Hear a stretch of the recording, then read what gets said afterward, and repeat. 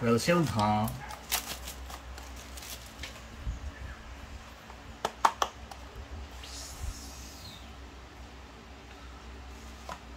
Tapos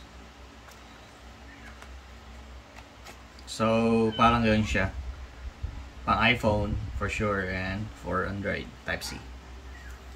And then you have 2 sets of microphone. There you go. And there you go. So dito yung charging port niya. Kita nyo naman. So most probably Type-C lang. Tapos meron siyang ano to? Papel. Yan. At charging port.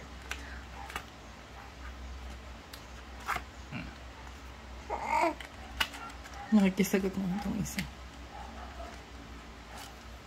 Ito. Buds. Hindi. Yung parang noise cancellation yan. Okay, that's for today.